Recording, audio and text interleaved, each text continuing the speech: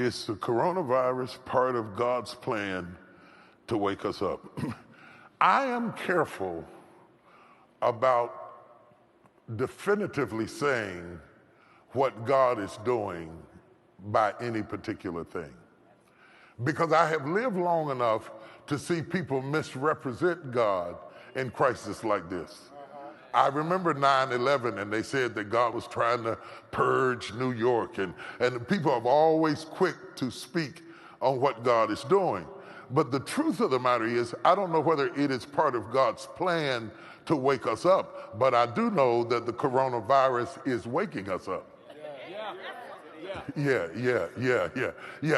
I don't know whether he sent it or whether he allowed the enemy to send it for whatever reason. But I know that one of the benefits of the burden of the coronavirus is that it is waking us up. How is it waking us up? It's waking us up in a lot of ways. It's waking us up that the silly bickering we have been doing for the last decade now seems foolish in the face of a real attack.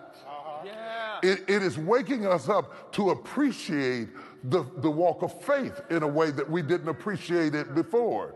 See, now you're fighting wanting to come to church, but before, when you could come, you were staying at home in the bed. And some of the very people who are complaining about not having church weren't half coming when we could have church. Come on, talk to me for a minute, somebody. It is waking up, because sometimes we don't appreciate something until it is pulled back from us. And when it is pulled back from us, we have a deeper appreciation. It is waking us up to the perspective that we must bring our church experience into our house. Yeah, it's waking us up to the experience that we must read our Bibles. What happens if they shut us completely down? What happens if we get into a war and we're unable to do it? And to all of you who think that the church cannot survive save we meet, can I take you to China, where the church was meeting underground in basements for years? Can I take you to the upper room where the disciples were locked up behind closed doors for fear of the Jews? The churches often had to go underground. And even when it had to go underground, it has never been destroyed. For 2,000 years, many times we have gone through periods and eras where the church had to go underground to survive. Hitler was trying to kill the church. The enemy has always been after the church, but the church has always survived every attack, whether it was a virus or a man. Jesus said, upon this rock I will build my church, and the gates of hell shall not prevail against it. What is happening now is that this new kind of saints we got now, who are more church members than they are saints,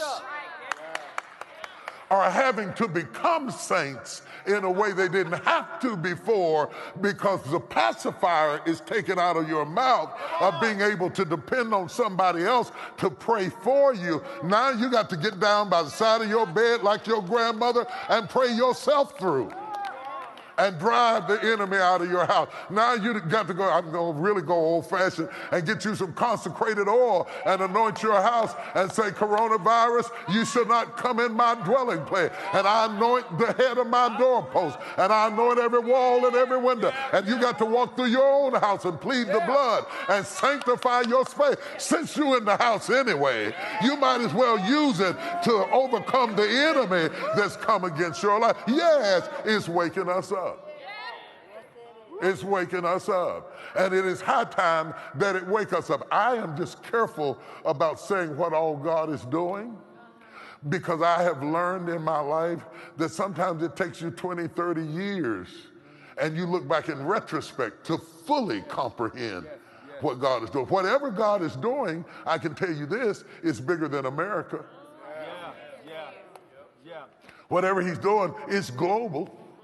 It's reaching all over the world. Whatever he's doing, I don't see us arguing over who's got the biggest weapons anymore, because God had a weapon that outdid all the weapons we were talking about.